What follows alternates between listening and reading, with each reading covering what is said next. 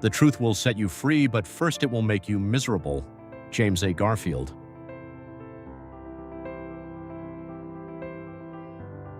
James A. Garfield was the 20th President of the United States, serving from March 4, 1881, until his death on September 19, 1881.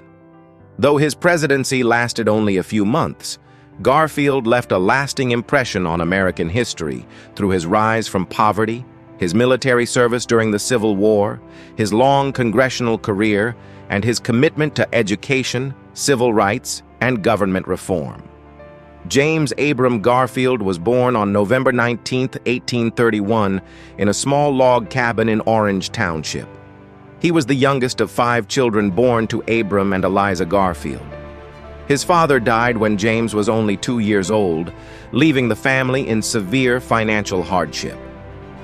Garfield's mother worked tirelessly to support the family and strongly encouraged education, deeply influencing her son's character and ambition. As a young boy, Garfield worked on farms and performed manual labor to help his family survive. He developed a love for reading and learning despite limited opportunities. During his teenage years, he briefly worked on canal boats along the Ohio canals, an experience that exposed him to difficult labor and dangerous conditions. These experiences strengthened his determination to pursue an education and improve his circumstances. Garfield began his formal education at the Western Reserve Eclectic Institute, where he excelled as a student. He supported himself financially by working as a janitor and teacher while attending school. His intelligence and discipline quickly became evident to both classmates and instructors. After studying in Ohio, Garfield attended Williams College and graduated in 1856 with high honors. At Williams, he became known for his exceptional memory, debating skills, and intellectual curiosity. He was heavily influenced by classical studies, philosophy, literature, and religion. Following graduation, Garfield returned to the Eclectic Institute, where he served as a professor and eventually president of the school.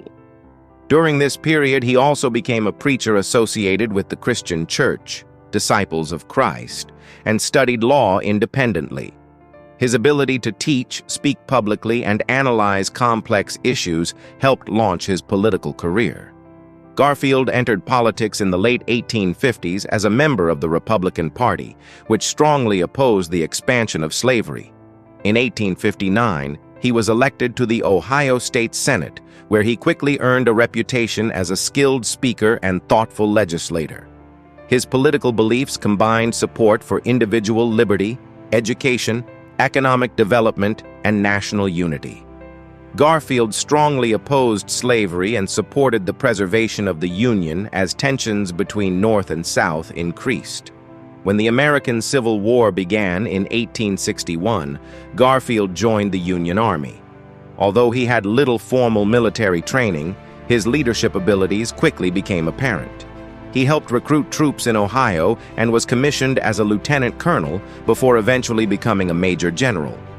Garfield gained national attention for his role in the Battle of Middle Creek in Kentucky in 1862, where Union forces defeated Confederate troops. His military success, combined with his political skill, increased his popularity in Ohio and across the North. In 1862, while still serving in the Army, Garfield was elected to the U.S. House of Representatives.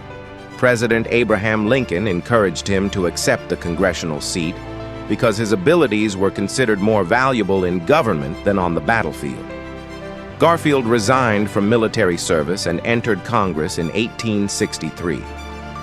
Garfield served in the House of Representatives for nearly 18 years, becoming one of the most influential Republicans in Congress during the Reconstruction era after the Civil War. Garfield was respected for his intelligence, honesty, and ability to debate complicated subjects. He served on important committees and became known as one of the strongest speakers in Congress. Unlike many politicians of the era, he was viewed as relatively independent and less tied to political machines. He supported the rights of African Americans during Reconstruction and believed education was essential for democracy and national progress. Garfield often argued that informed citizens were necessary to preserve liberty and good government. Although he was connected to some political controversies of the era, including the Crédit Mobilier scandal by association, no evidence showed that he personally profited from corruption. His reputation for integrity largely remained intact.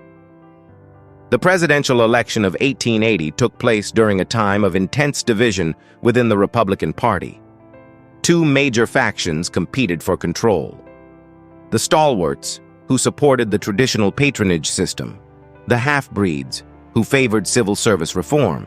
Garfield attended the Republican National Convention mainly to support another candidate, Treasury Secretary John Sherman. However, after dozens of deadlocked ballots failed to produce a nominee, delegates began turning to Garfield as a compromise candidate. To widespread surprise, Garfield won the Republican nomination and later defeated Democrat Winfield Scott Hancock in a very close election. Garfield became president on March 4, 1881. Although his administration was brief, he immediately confronted major political issues, especially corruption and patronage within the federal government. At the time, many government jobs were awarded based on political loyalty rather than merit. Garfield believed this system weakened the government and encouraged corruption. He supported reforming the civil service system so qualified individuals would be hired through examinations and professional standards. One of Garfield's most important political battles involved the powerful New York political machine led by Senator Roscoe Conkling. Garfield resisted pressure to hand out government positions solely for political favors, demonstrating his willingness to challenge entrenched party interests. Despite serving only a few months, historians often note that Garfield showed signs of becoming a strong and independent president. On July 2, 1881, Garfield was shot at the Baltimore and Potomac Railroad Station in Washington by Charles J. Guiteau, a mentally unstable man who believed he deserved a government appointment for supposedly helping Garfield win the election. Garfield was struck twice, but initially survived. Unfortunately, doctors repeatedly probed his wounds with unsterilized instruments while searching for bullets, causing severe infection.